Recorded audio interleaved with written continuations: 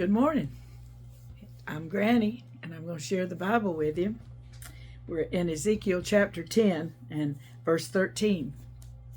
I didn't see any comments about, oh, wheel. As for the wheels, it was cried unto them in my hearing, oh, wheel.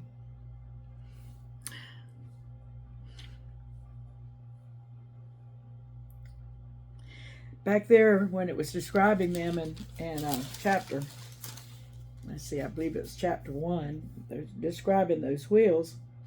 It says, the appearance of their wheels and their work was like unto the color of a beryl, and the four had one likeness.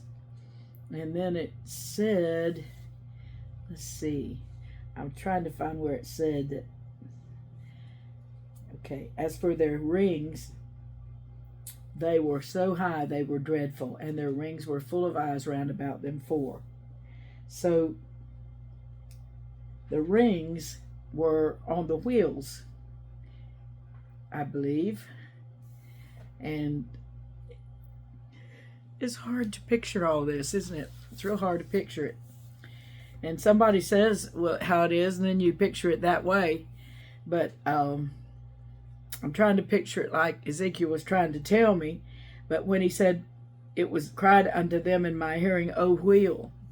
So if those rings were on the wheels, it says their rings were full of eyes round about them four, and their rings, they were so high, they were dreadful. Don't know. I don't know. Anyhow, verse 14 says, and everyone had four faces.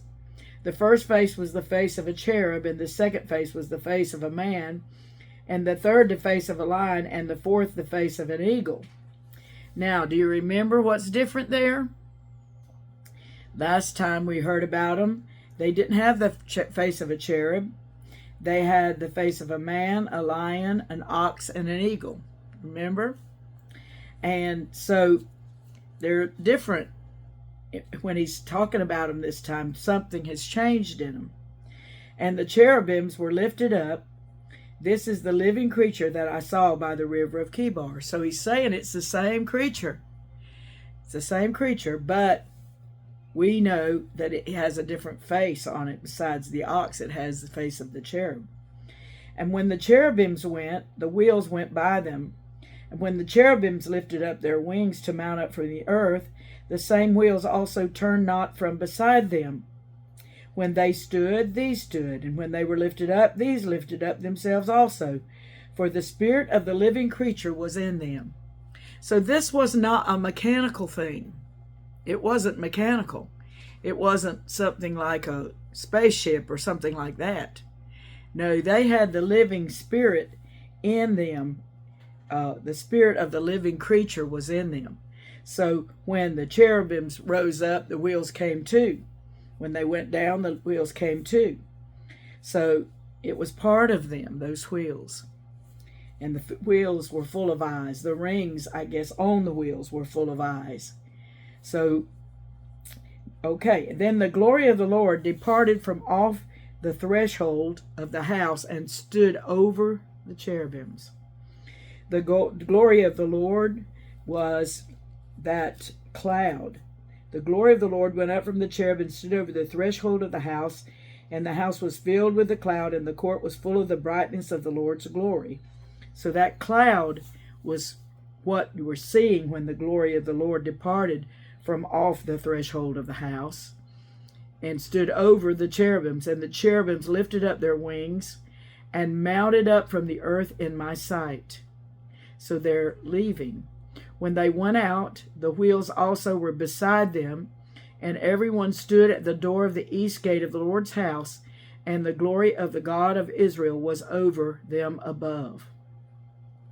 This is the living creature that I saw under the God of Israel by the river of Chebar, and I knew that they were the cherubims. And every one had four faces apiece, and every one four wings, and the likeness of the hands of a man was under their wings. And the likeness of their faces was the same faces which I saw by the river of Chebar. Their appearances and themselves, they went every one straight forward. So it's specifically says that they were the same faces. So all I know is maybe the cherubims look like an ox,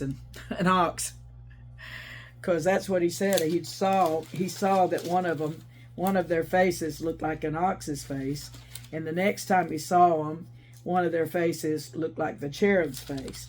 So I don't know, but when we're combing through these chapters, we're looking for what goes with what, especially something strange like these cherubims. Can God make any creature he wants? Yes. Can he make a creature like this that maybe has a face that looks like an ox sometime and looks like a cherub some other time? Yes, he can do that. He can do anything. He can make wheels with rings that are way up in the sky they're dreadful. They're full of eyes. He can make anything. And I feel like sometimes that's what Ezekiel is, why God showed these things to Ezekiel, is he wants us to know that he is not limited to the way we are. He is not limited to anything. He's not limited, period. And he can make things different than we've ever even thought of or imagined. He said, I have not seen, neither has ear heard, nor has entered into the heart of man the things that God hath prepared for them that love him. I mean, it hasn't entered into our hearts. And he's talking about good things that we can't even imagine could happen to us. But he's also, to me, it can encompass all these creatures that we've never seen, great things that are amazing that we've never even imagined. So let's hold on to this understanding that God is God and there's nothing he can't do. We're going to go on to chapter 11. It says, Moreover, the Spirit lifted me up and brought me unto the east gate of the Lord's house, which looketh eastward, and behold, at the door of the gate 25 men, among whom I saw Jaazaniah the son of Azar, and Pelatiah the son of Benaiah, princes of the people. Now back here, it says Jaazaniah, he was of the 70 men of the ancients. These are the 25, and it was the son of Shaphan. So it was probably a different man, but his still name had the name Jaazaniah. And they were princes of the people, meaning they were high and lifted up. Then said he unto me, Son of man, these are the men that devise mischief and give wicked counsel in this city. Oh my. 25 of them at the door of the gate, the east gate of the Lord's house. Then, which say, it is, and give wicked counsel in this city, which say, it is not near. Let us build houses. This city is the cauldron, and we be the flesh. Now, why in the world would they want to say that? We're going to just stay here. If something bad happens to us, we'll just be the pot that they boil us in. That's horrible. I don't know why they said it, but they did. But God heard them say it, which say, it is not near. Let us build houses. This is the city, the cauldron, and we be. This city is the cauldron, and we be the flesh. Therefore prophesy against them. Prophesy, O son of man. And the Spirit of the Lord fell upon me, and said unto me, Speak. Thus saith the Lord, Thus have you said, O house of Israel, for I know the things that come into your mind, every one of them. Ye have multiplied your slain in this city, and ye have filled the streets thereof with the slain. Therefore, thus saith the Lord God, Your slain whom ye have laid in the midst of it, they are the flesh, and this city is the cauldron. But I will bring you forth out of the midst of it. Ye have feared the sword, and I will bring a sword upon you, saith the Lord God. And I will bring you out of the midst thereof, and deliver you into the hands of strangers, and will execute judgments among you.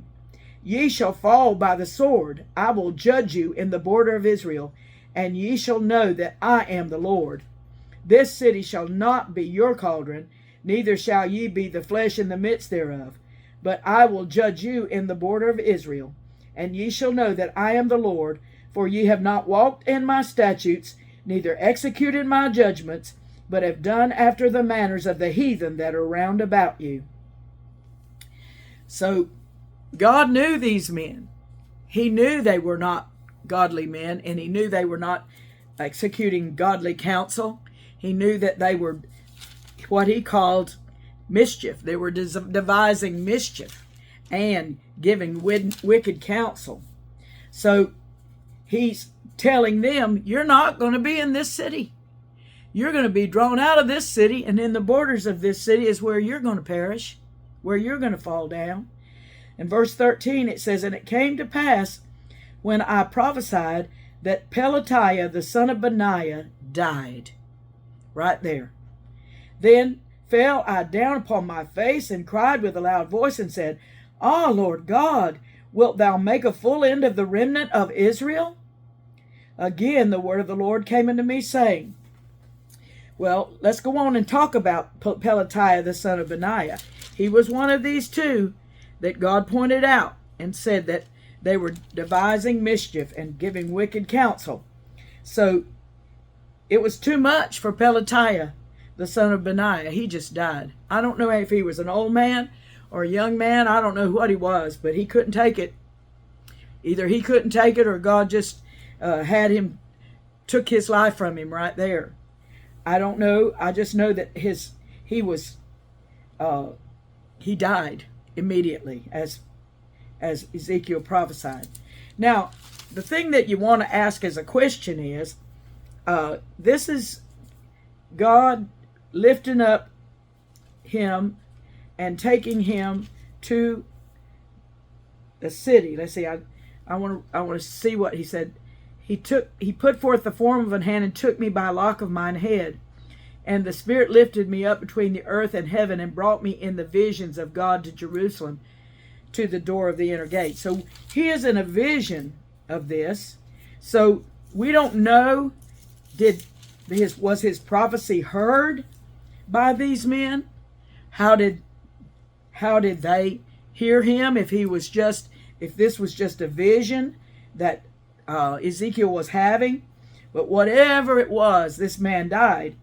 And Ezekiel, it scared him. Wilt thou make a full end of the remnant of Israel? Are all these people that are in Jerusalem now, are they going to die? Again the word of the Lord came unto me, saying, Son of man, thy brethren, even thy brethren, the men of thy kindred, and all the house of Israel, holy. Now that's not H-O-L-Y, but that's W-H-O-L-L-Y, which means all of them.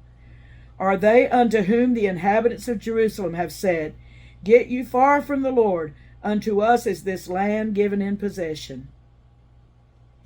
Therefore say, Thus saith the Lord God, Although I have cast them far off among the heathen, and although I have scattered them among the countries, yet will I be to them as a little sanctuary in the countries where they shall come. So God has sent Ezekiel and all those other people, Daniel and Shadrach, Meshach, and Abednego, and all of Esther and her family. He sent all these people over into the country of Chaldea, and the people that are living in Jerusalem that were still there, they wanted to claim that that was their possession from now on. Get you far from the Lord, unto us this land given in possession. We don't want you back. We want this land ourselves.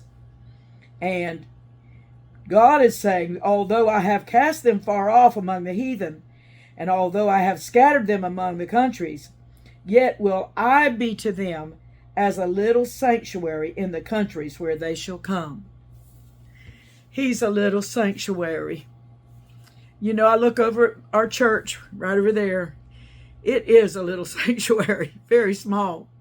When I compare it to the huge worship centers I've seen around us.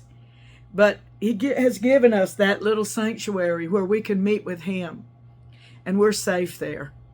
And we are instructed in the Word and helped there and loved there.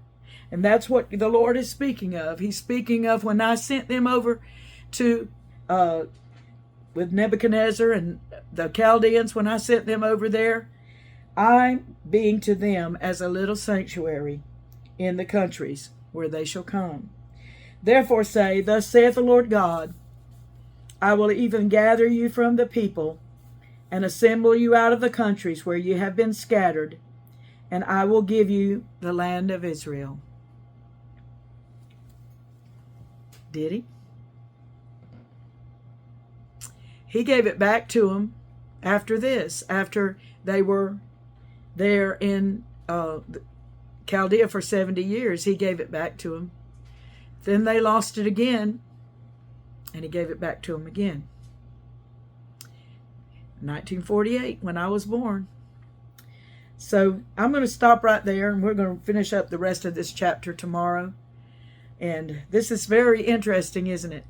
That the Lord knew everything that was going on in both places of his people.